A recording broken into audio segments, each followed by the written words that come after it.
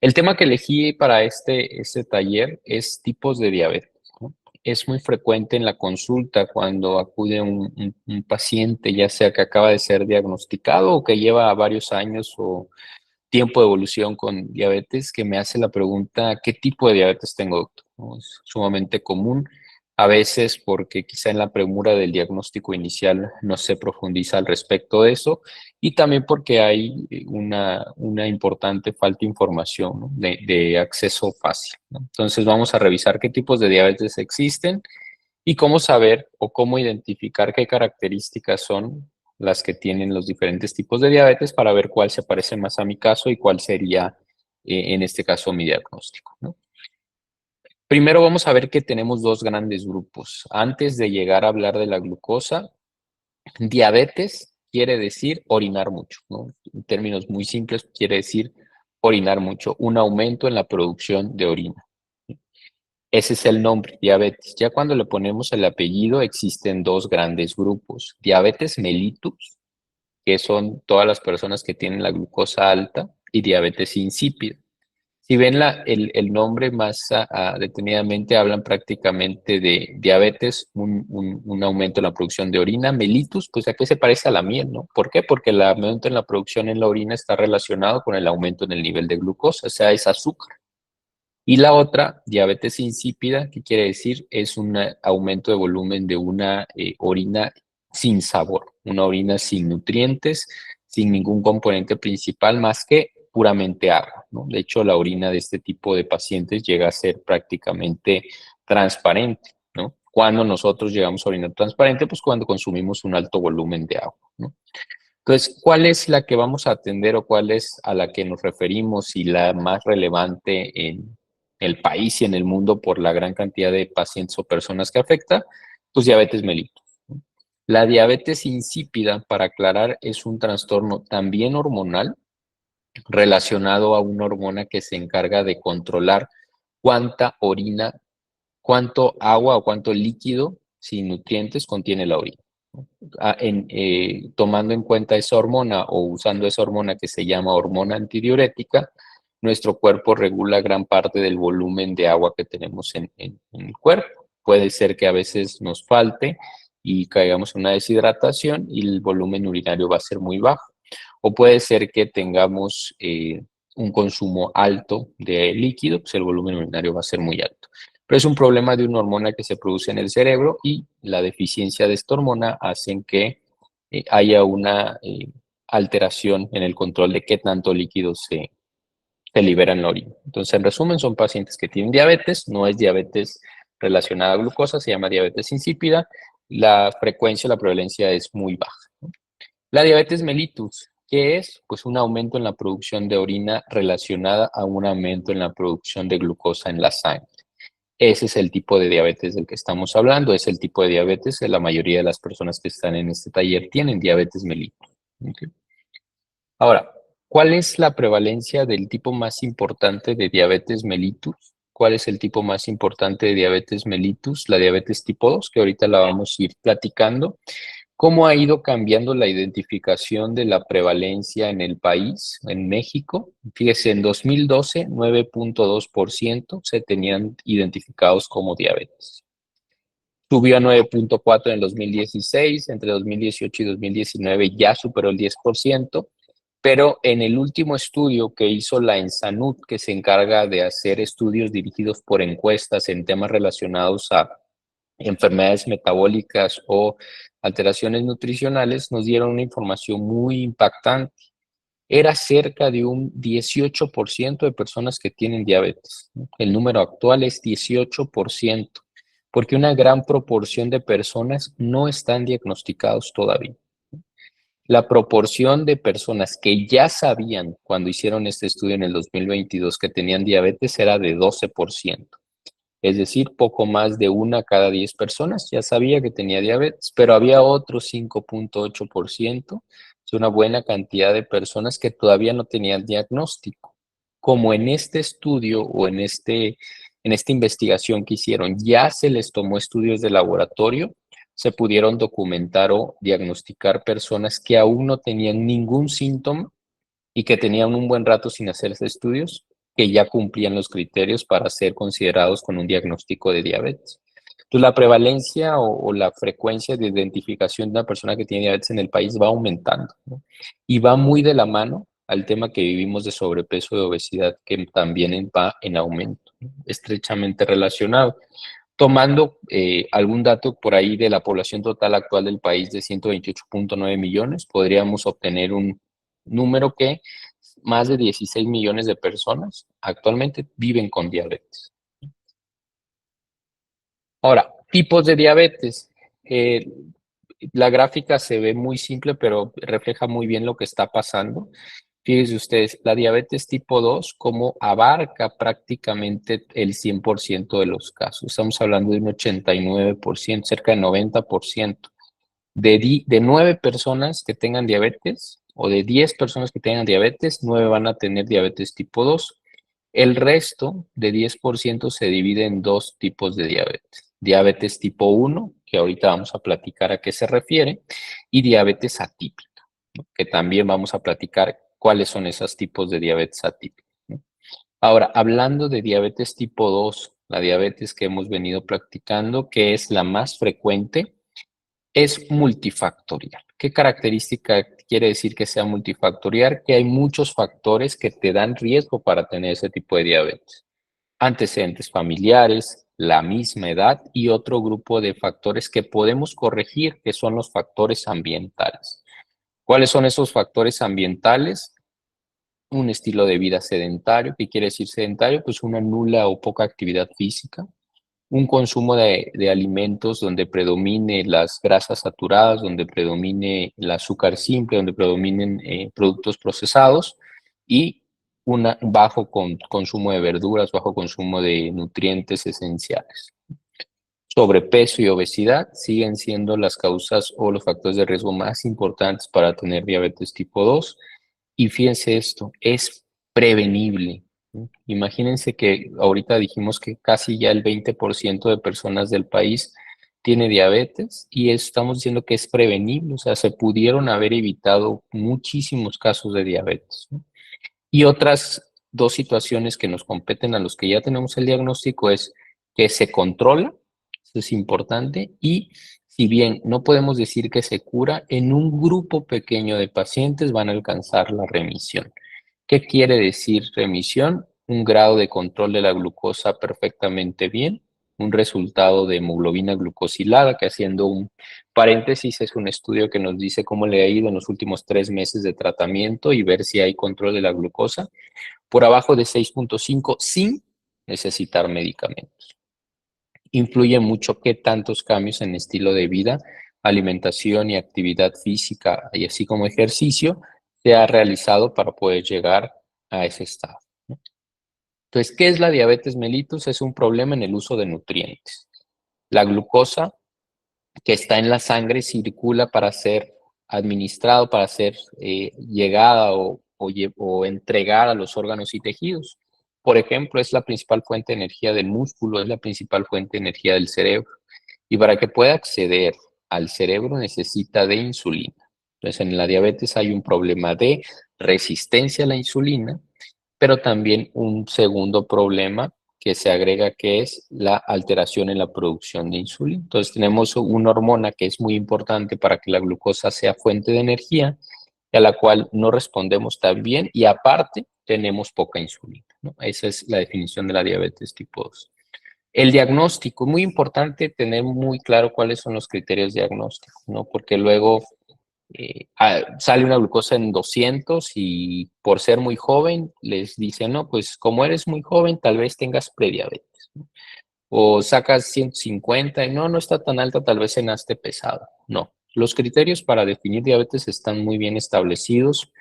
No es algo que se nos ocurrió de la noche a la mañana, esto es años de estudios y viene relacionado a qué nivel de glucosa ya vale la pena dar tratamiento, qué nivel de glucosa ya me va a afectar a largo plazo, que es al final de cuentas lo que nos preocupa en este tema de diabetes, que no tengamos complicaciones a largo plazo en la función de los riñones, en la vista, en los nervios periféricos y el sistema cardiovascular. Hay 3 diferentes estudios que me van a diagnosticar la diabetes. Glucosa en ayuno. Esta glucosa no es en glucómetro, vale la pena ser muy claros ahí. No es en glucómetro. La glucosa es en la sangre, sangre de vena periférica, la que nos sacan con una aguja. Cuando tenemos más de 2 veces un nivel de 126, eso ya es diabetes. No se vale si ya estoy con tratamiento y me tomo 3 medicamentos y ahora amanezco en 100, no se vale decir que ya no tengo diabetes, ¿no? Justo el propósito del tratamiento es que tenga un buen nivel de glucosa. Que luego también salen casos, ¿no? Donde, no, doctor, ya no me la tomé porque ya estaba amaneciendo en 100, ¿sí? No estabas amaneciendo en 100 porque tienes tratamiento médico, ¿no? Un segundo estudio es la curva de tolerancia a la glucosa. Este realmente en práctica casi no lo usamos. Tiene una aplicación más importante en mujeres embarazadas o en población muy joven en donde queremos determinar bien qué tipo, eh, qué tipo de alteración del metabolismo de glucosa tenemos. Entonces, una curva de tolerancia se hace cuando le damos a una persona a beber un líquido con cierta cantidad de glucosa, habitualmente se hace con 75 gramos, se toma y a las 2 horas se mide qué tanto se elevó la glucosa, ¿no? Niveles de glucosa después de esa carga de azúcar más de 200, eso es diabetes, ¿no? Y la hemoglobina glucosilada también es otro estudio, o el tercero, que nos ayuda a categorizar a alguien con diabetes. Niveles de 6.5 para arriba ya son categóricos de diabetes. Por ahí vi una pregunta que dicen, ¿cuánto es la hemoglobina glucosilada para prediabetes? También hay rangos de los 3 para prediabetes. Me voy a ir uno por uno. Glucosa en ayuno, ¿cuál es el rango de prediabetes? 100 a 125. Nivel normal es abajo de 100. Arriba de 126 ya es diabetes. En la curva de tolerancia también podemos clasificar a alguien con prediabetes, que ahí correctamente se denomina intolerancia a los carbohidratos, cuando después de esa toma de líquido con azúcar tenemos elevaciones entre 140 y 199. Si alcanza el 200, ya es diabetes. Y en hemoglobina glucosilada, que es la pregunta que se hizo, es desde 5.7 hasta 6.4. O sea, podríamos entonces decir que normal es 5.6, 5.7 para 6.4 es prediabetes o un riesgo de tener diabetes en un futuro, y una hemoglobina glucosilada de 6.5 para arriba ya es diabetes. El término aprovecho este pequeño espacio para hablar de prediabetes. El término prediabetes llega a ser ciertamente confuso en ocasiones. Realmente al momento es el único diagnóstico con el prefijo pre que está aceptado, ¿no? Por ejemplo, es en otras enfermedades, ¿no? Que preneumonía, no, no existe la preneumonía, o preinfarto, tampoco existe el preinfarto, ¿no? Prediabetes sí está bien definido. El término pre hace que sea un poquito confuso, pero es más que nada hablar de un riesgo, ¿no? Es como una advertencia o una banderita que ya tenemos glucosas que no son normales, que no es diabetes, pero que mejor hagamos cambios para evitar que eso sea diabetes en un futuro.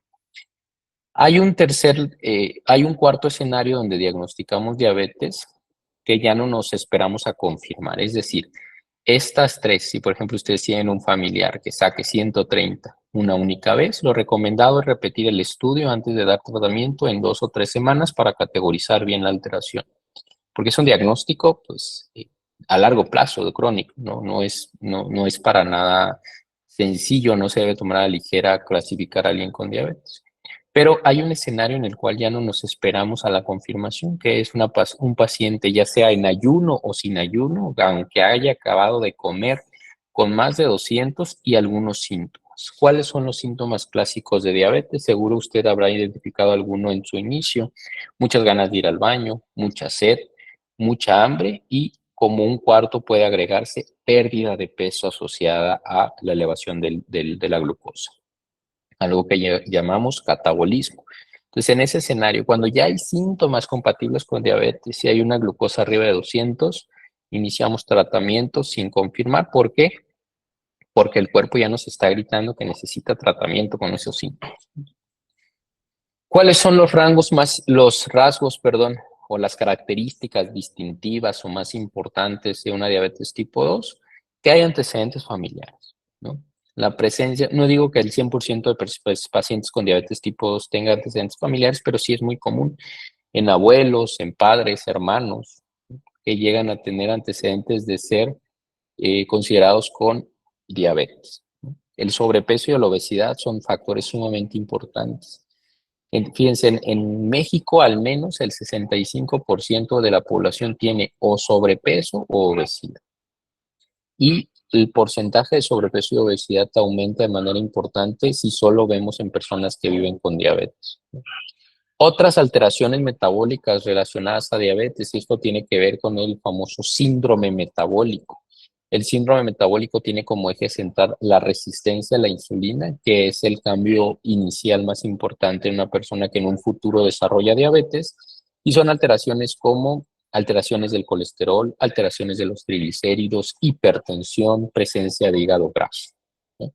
Antes, este tipo de diabetes solo les daba a los adultos o solo la diagnosticábamos en personas más de 40 años. De hecho, hasta se consideraba la edad para poder decir qué tipo de diabetes era. Y todavía lo escucho, que por ahí me comentan algunos pacientes. Yo fui diagnosticado a los 20 años y me dijeron que por la edad era diabetes tipo 1. Pero ahorita vamos a ver qué características tienen las personas con diabetes tipo 1. Entonces, actualmente ya no consideramos la edad como algo definitorio para decir qué tipo de diabetes es. ¿Por qué?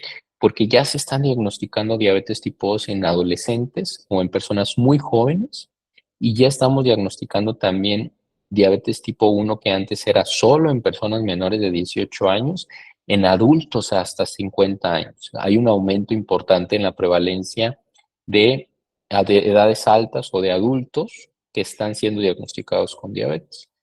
Y diabetes tipo 1, por supuesto. ¿Y qué tiene como característica esta diabetes? Que es asintomática, ¿no? Muchas veces puedo yo ser diagnosticado con diabetes y ni me sentía mal, ¿no? Muchas veces el diagnóstico es incidental. Me hicieron estudios porque me iban a operar, una evaluación preoperatoria, o me hicieron estudios por dolor de cabeza, o me hicieron estudios para ver cómo andaban funcionando mis riñones y resulta que el problema era la glucosa, ¿no? Es un diagnóstico incidental cuando haces estudios buscando alguna otra causa y de manera inadvertida vemos que la glucosa está elevada. Tratamiento, pues podemos usar medicamentos orales. La proporción de personas en México que usan medicamentos orales para tratar su diabetes tipo 2 es hasta el 90%. O sea, 9 de cada 10 personas usan medicamentos orales. Solo un pequeño porcentaje de estos pacientes llega a ser usuario de insulina, ¿no? Solo un 10% de personas que tienen diabetes tipo 2 llegan a ser usuarios de insulina. ¿De acuerdo? Muy bien, vamos a continuar. Complicaciones. ¿Cuáles son las complicaciones que son características de diabetes tipo 2? Lo importante de decir de las complicaciones es que pueden estar presentes desde el diagnóstico. ¿Por qué se les ocurre esto? Pues porque puedo yo tener mucho tiempo ya una glucosa elevada y como dijimos que la mayoría de las veces es asintomática, ni me entero. No hago estudios ni me entero y resulta que mi diabetes que me acaban de diagnosticar, pues la verdad es que ya parece que tenía años. ¿Por qué? Porque ya tengo problemas del riñón, ¿no? Es decir, las complicaciones siempre deben de buscarse desde el momento del diagnóstico. A veces es importante esperar a mejorar la glucosa, porque una glucosa alta puede darnos resultados engañosos cuando estudiamos la visión, cuando estudiamos la retina o cuando estudiamos las proteínas de la orina, que nos dicen si hay o no problemas del riñón. Este tipo de diabetes, la diabetes tipo 2, que es la más frecuente, también tiene la mayor prevalencia o riesgo de causar problemas en el riñón. Y es de que en nuestro país todavía diabetes es la causa número 1 de necesitar diálisis, desafortunadamente. Y fíjese cómo dijimos que es una enfermedad prevenible, controlable y que se puede remitir, y a pesar de eso, es la causa más importante de problemas en el riñón. ¿Por qué? Porque pues, el tratamiento es difícil, o sea, tienen que hacerse muchos cambios en el estilo de vida, a veces nos los tomamos a la ligera o en la consulta solo decimos, pues, ponte a hacer ejercicio y come mejor. Sí, pero el proceso de hacer ese cambio es sumamente complicado, ¿no? No es de un día para otro, es un proceso que se tiene que llevar, pero pues lo recomendable o el beneficio en llevarlo es altísimo, ¿no? La neuropatía. ¿Qué es la neuropatía? La neuropatía es un problema en los nervios. ¿Cuál es la clínica compatible? dolor ardoroso, sensación de descargas eléctricas en palmas, plantas de los pies. Seguramente varios de ustedes se identificarán con estos síntomas. Retinopatía, ¿qué quiere decir? Problemas de la visión. Otra vez, otro ejemplo real de México. En nuestro país, gran porcentaje de las personas que llegan a perder la visión tiene que ver con diabetes, porque causa un daño a la retina. Y finalmente, el riesgo cardiovascular podemos decir que es más alto que otro tipo de diabetes. ¿Por qué? Por su relación tan estrecha de otras enfermedades como hipertensión, elevación de colesterol, elevación de proteínas en la orina. Entonces, esas son las complicaciones que pueden estar asociadas de un mal tratamiento o de tener una diabetes que no está controlada. Ahora sí, vámonos a la otro tipo de diabetes, la segunda más frecuente en México y en el mundo, ¿no? La diabetes tipo 1. Es también multifactorial. Aquí hay un factor genético mucho más relevante, ¿no? Mucho más relevante el factor genético. ¿A qué me refiero? Que una persona desde que nace ya puede traer el riesgo alto de tener diabetes tipo 1, ¿no? Y algunos factores ambientales tienen menos relevancia que en comparación con la otra diabetes. ¿Cuáles son esos factores ambientales? Algunas infecciones virales se han relacionado con la presencia de diabetes tipo 1, algunos factores de infecciones o enfermedades incluso cuando estamos en el útero de nuestra madre, es decir, una enfermedad o un virus que pescó nuestra mamá cuando estábamos desarrollando dentro de ella, puede hacer que tengamos más riesgo de presentar en un futuro diabetes tipo 1. Esta sí, afortunadamente no es la más frecuente porque no se puede prevenir. Cuando traemos el riesgo, va a suceder si se acumulan los factores ambientales necesarios. A veces el riesgo de la genética o lo que ya traemos cuando nacemos es tan fuerte que aunque no pase nada en el ambiente, aunque viva un niño su vida perfectamente normal, llega a tener diabetes tipo 1. Se controla, pero en esta diferencia de la otra, no se obtiene remisión. Acá toda la vida se tiene que usar tratamiento. El paciente es prácticamente dependiente de la insulina porque es una deficiencia absoluta de insulina desde el diagnóstico. Desde el diagnóstico ya hay datos importantes de deficiencia de la insulina que hacen dar el tratamiento desde el inicio. La verdad que los criterios diagnósticos son los mismos. Ambas son diabetes mellitus, entonces ambas comparten el mismo criterio de glucosa, pero por supuesto, este tipo de glucosa de diabetes, por lo general, la diagnosticamos en este contexto, ¿no? ¿Cuál? Glucosa más de 200 con todos los síntomas. Son pacientes que tienen poco tiempo de evolución, una característica muy importante reconocerla. Se tiene poco tiempo de evolución, pero ya trae todos los síntomas. Trae mucha sed, ganas de ir al baño, está perdiendo peso. Son a veces niños que llegan con una pérdida de peso importante, ¿no? Y que lo refieren porque en la escuela ven que todo el día quieren estar yendo al baño, ¿no? Rangos distintivos, fíjese, aquí a diferencia de la otra diabetes, es raro tener un familiar con diabetes tipo 1. Por lo general, la persona que vive con diabetes tipo 1 es la única en su familia con diabetes tipo 1, a pesar de la importancia de estos factores genéticos. No suele haber relevancia en el peso. Puede una persona tener un peso normal y que le dé diabetes tipo 1 o puede tener sobrepeso u obesidad y bajar de peso como síntoma de la diabetes. Aquí hay otras enfermedades acompañantes, pero no son las típicas que la diabetes tipo 2. Dijimos que en diabetes tipo 2 se asociaba más a hígado graso, a hipertensión, a elevación del colesterol. En este tipo de diabetes son más que nada alteraciones de otras glándulas, de otras hormonas. Por lo general pueden llegar a traer problemas de la función tiroidea, hipotiroidismo. Muy común que una persona que tiene diabetes tipo 1 se le pidan estudios de la tiroides porque el riesgo de que ambas existan al mismo tiempo es alto. Antes la considerábamos una diabetes de niños o de adolescentes. ¿Qué decíamos antes? ¿Tienen menos de 18 años? Es diabetes tipo 1. ¿Tienen más de 40 años? Es diabetes tipo 2. Pero la realidad, como les decía hace rato, es que cada vez es más frecuente que las personas que tienen diabetes tipo 1 debuten en la adultez. Algo está ocurriendo en el ambiente que nos está haciendo debutar con diabetes tipo 1 tarde, ya no a los 5, 6, 7 años, 10 años. sino hasta los 45, 50 años. Y ya no podemos decir entonces que la edad nos ayuda a saber qué tipo de diabetes. Puede en algunos casos, pero no es el mejor indicador y antes se usaba como el mejor indicador. Frecuentemente, como decíamos, hay síntomas. Es un diagnóstico muy aparatoso. Hay personas que debutan con una complicación aguda que se llama cetoacidosis diabética. Se enteran en el mismo día que tienen diabetes y aparte los tienen que internar por el grado de elevación de glucosa. ¿No? Es un diagnóstico más alarmante en ocasiones. ¿Cuál es la ventaja? Pues que prácticamente el día que se diagnostica es el día que va iniciando, ¿no? Ahorita dijimos de la diabetes tipo 2 que por lo general hay mucho tiempo atrás de que empezó a elevarse la glucosa, ¿no?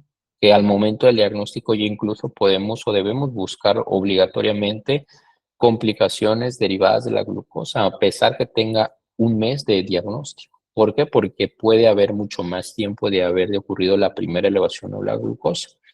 En esta ocasión, en diabetes tipo 1, no hay complicaciones al diagnóstico, porque el tiempo de evolución es prácticamente el tiempo desde que empezó a tener síntomas, que por lo regular es menos de un mes. Nefropatía, daño al riñón, daño a los nervios y retinopatía están igual de presentes. Aquí en este tipo de diabetes hay un poco menor riesgo que la diabetes tipo 2 de que el riñón se afecte. Y el estudio de las complicaciones en comparación con diabetes tipo 2 lo hacemos hasta los 5 años, porque estamos seguros cuando diagnosticamos este tipo de diabetes que no ha habido más de un mes de evolución.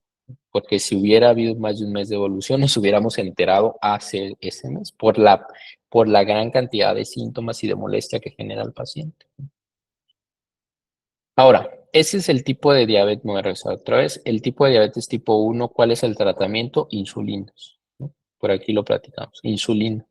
La insulina es el tipo de tratamiento más importante en personas que viven con diabetes. Se ha trabajado mucho en la tecnología por mejorar las condiciones en las que se aportan los síntomas, la insulina, perdón, para mejorar los síntomas, para mejorar el control, que tenemos actualmente microinfusoras. Microinfusora es como una bomba que todas las 24 horas está enviando a la sangre insulina, porque estas personas necesitan ponerse una insulina basal que les cura las 24 horas y aparte en cada alimento se ponen una, otra y otra, es decir, 3 aplicaciones más de insulina rápida. Algunos casos de diabetes tipo 2 pueden llegar a tal falta de producción de insulina que necesiten de este tipo de esquema. Pero la realidad es que la mayoría de los que usan este tipo de esquema de inyecciones múltiples de insulina tienen diabetes tipo 1.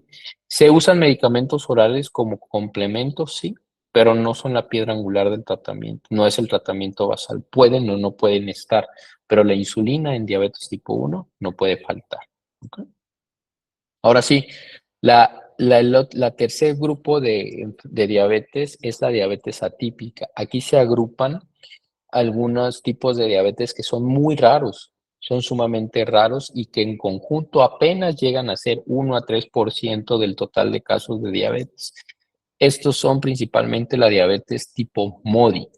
La diabetes tipo MODI es una diabetes familiar.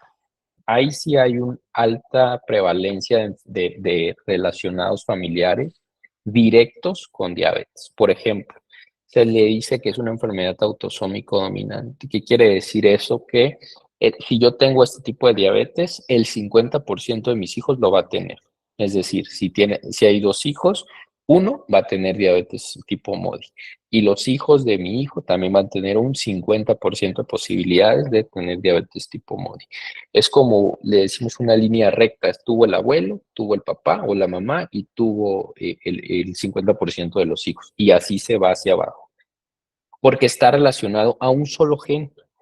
Un gen es una unidad, digamos, de contenido genético de todo el componente o información que tenemos en nuestros genes. Un gen puede encargarse, por ejemplo, de darnos el color del cabello. O un gen se puede encargar, por ejemplo, también de que se produzca la testosterona, por ejemplo. O un gen se puede encargar de el crecimiento muscular. Bueno, aquí hay un gen que se encarga de producir insulina, que es el que está dañado. Entonces, ese gen viene dañado. ¿Por qué es un 50% de riesgo? Porque todos tenemos una copia de cada gen, es decir, puedo tener un gen enfermo y un gen normal. Y uno de esos le voy a pasar a mi descendencia. Y si se le pasa el gen enfermo, va a tener diabetes, ¿no? Se le pasa el gen normal, no va a tener diabetes, ¿no? Existen dentro de las diabetes MODIS diferentes subclasificaciones. También hay cerca de 6 a 8 tipos de diabetes MODI. Algunos de ellos pueden ser categorizados como candidatos a las sulfonilureas. ¿Qué son las sulfonilureas? Seguramente habrá escuchado el medicamento glibenclamida. Glibenclamida antes y todavía en algunos centros se usa como caballo de batalla o como arma principal en tratamiento de diabetes. Bueno, ahorita ya casi nos lo reservamos cuando hay sospecha de que sea una diabetes tipo MODI porque ayuda mucho. ¿Por qué? Porque hace que ese gen que está alterado trabaje mejor. Y el otro tipo de diabetes, la diabetes tipo LADA, es como una tipo 1 muy lenta, ¿no? Son pacientes que tienen una destrucción del páncreas, como en la diabetes tipo 1, que le quita la insulina completamente, pero en este caso es de muy lenta velocidad. Es decir, por lo general se diagnostican y ni siquiera requieren insulina al inicio. Eventualmente lo requerirán. Con el paso de los años puede ser que, o meses incluso, puede ser que lleguen a requerir la misma cantidad de insulina que un paciente con diabetes tipo 1. Pero al inicio, por eso se pone en este grupo de atípico, que es atípico, lo diferente a lo común, es decir, lo raro. Una diabetes rara o atípica es la diabetes tipo LADA. ¿Por qué? Porque parece tipo 1, pero va muy lenta. Va muy lenta, una persona puede ser muy joven, delgada, como que empezó a tener algunos síntomas, pero mejora mucho con una pastilla. Pero eventualmente va a haber destrucción de esa producción de insulina y va a ir cayendo la reserva pancreática, ¿no? Y eventualmente van a requerir tratamiento inyectable con insulina, ¿de acuerdo? Ahora, ¿cómo hacemos el abordaje de una diabetes atípica? Es decir, eh, cuando un paciente no cumple las características completamente de tipo 1, de tipo 2, o comparte una de ellas. No puede ser que tenga antecedentes familiares, pero sea muy delgado y siempre haya sido muy deportista y coma bien y no tiene tantos síntomas, pero de repente se le subió muchísimo la glucosa. O sea, esos escenarios donde con puro interrogatorio, conociendo al paciente, no podemos clasificar, hay que seguir una serie de pasos. ¿Qué pasos seguimos? Pues conocer bien todo el árbol familiar. Es importante conocer todo el árbol familiar porque pueden haber en unos familiares no tan directos algunos antecedentes que son muy importantes. ¿Cuánto pesó al diagnóstico? Ese dato es muy importante y a veces ni se recuerdan, ¿no? Que cuánto pesaba cuando lo diagnosticaron con diabetes. Ese dato nos puede orientar muchísimo. ¿Había o no había síntomas al diagnóstico? ¿Cómo la diagnosticaron? Doctor, pues un día me empecé a sentir mal, resulta que tenía 500 de glucosa y al día siguiente estuve ya hospitalizado 10 días, ¿no?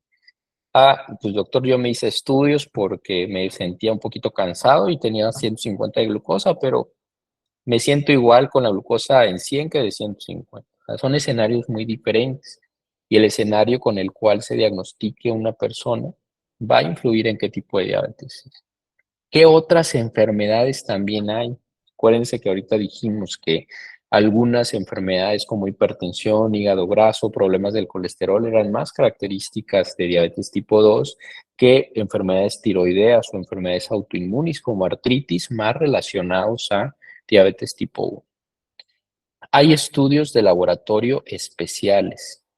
Estos estudios de laboratorio especiales también nos van a ayudar a categorizar o a clasificar qué tipo de diabetes tengo.